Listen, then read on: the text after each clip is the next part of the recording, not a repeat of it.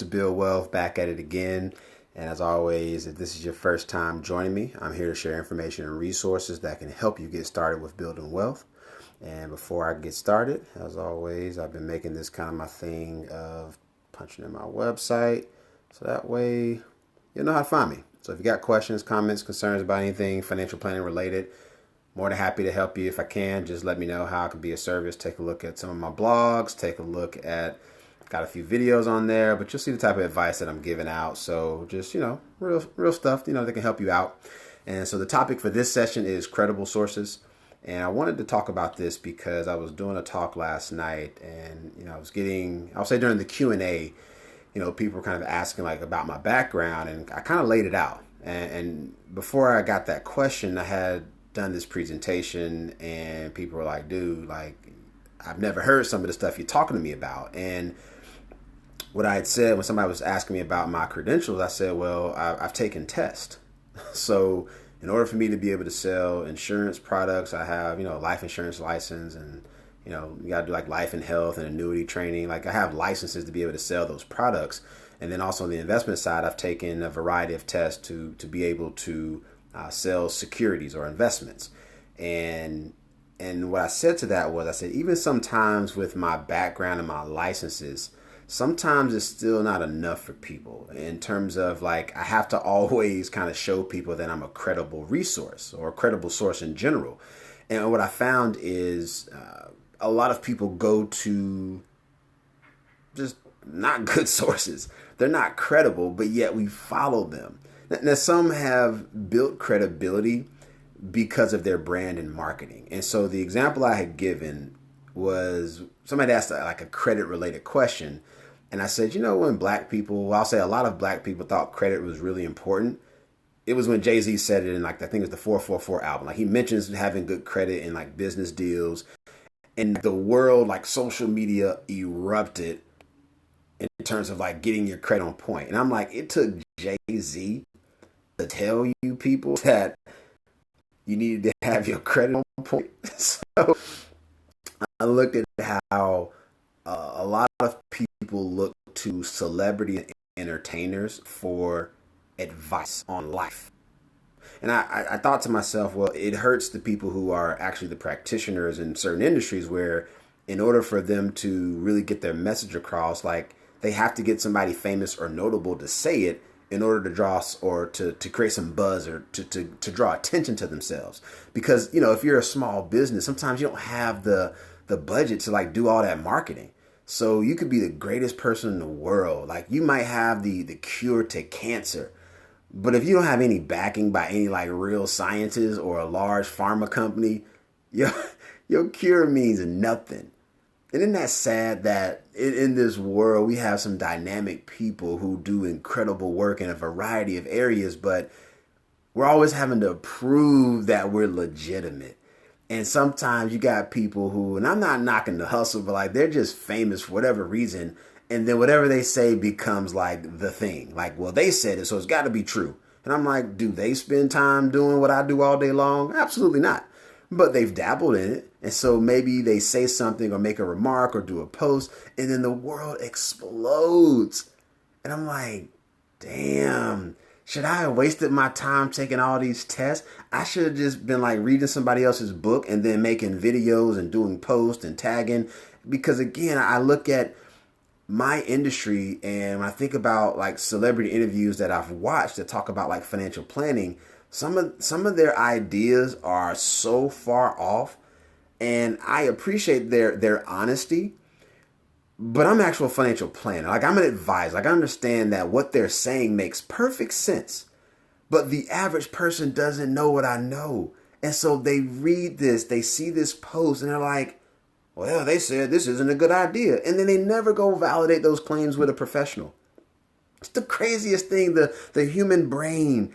It's just a crazy thing that we're never fully going to understand, like why people do what they do. Like I have this obsession with behavioral finance because I keep seeing people do the same stuff. And they're like, well, we can't figure it out. You've been doing the same thing. I've told you why I was capable of doing this work. I've shown you with like documentation, especially when it comes to investments. And I've asked people this. They were like, well, such and such says they do investments. I said, if anybody mentions the word investments, there's like a federal regulatory group. You can go see if they're listed. If they're not, sure you want to give them your money? Or even if you're going to, work with a new advisor specifically for investments, you can go look them up online. So they can't say they worked at a firm if they really didn't work there as an advisor, as a wealth manager, whatever their title is, because there's a record. Like, you can search me online. Like, if somebody ever says like I don't believe him, is he credible? I'll send you to the website. You can go to, it's called finra.org. Type in my name and you'll see all the companies that I've worked for. Instant credibility, right? But people don't listen to me. They'll listen to somebody famous who may not have done that as their hustle, as their job, as their career. But when they say it, light bulbs and things start firing off, and now you're all excited. And now we know how this ends up. People lose their shirt because they hear this advice from somebody famous and really don't take the time to work with an expert. And so I want more of us to really think about working with people who are credible sources, who are credible resources. And so I'm always going to try to stay in my lane in terms of giving people good information and doing my part to share more about what I know. And I know that's on my part too, where I don't necessarily want the fame. I just want people to get the right information, because we keep complaining about the same things over and over from a financial planning standpoint. And it's almost like, I told you that shit 10 years ago and you still haven't figured it out. So it ain't me, right? So I want to continue down this journey and path of giving you honest information, truthful information. I also continue to do research and continue to learn about different products and strategies. And even sometimes when I feel like it's a strategy that I know people will not accept, I know that's a strategy I should follow up on. Like, I personally do a lot of the things first before I even share them with my clients, because a lot of the stuff that I'll tell you, it's going to cause you to believe that I'm up to something, that it's a scheme. And that's another whole problem of salespeople, right? We've been sold all these different schemes and they never really work. But what we also do is we find these kind of fly-by-night experts. They're fly-by-nighters, right? So in 6 months or a year, website doesn't work. They got bad reviews, and you can like go through they're pretty easy to spot.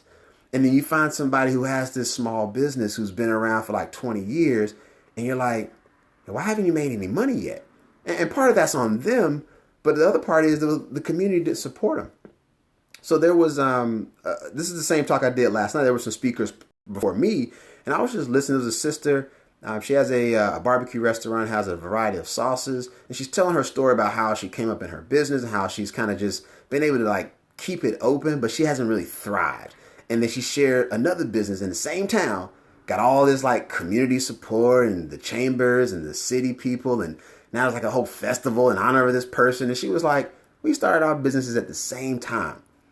And what she said was, well, there aren't a lot of people who look, she's a black woman. She was like, not a lot of people look like me. So I didn't get that community to back me.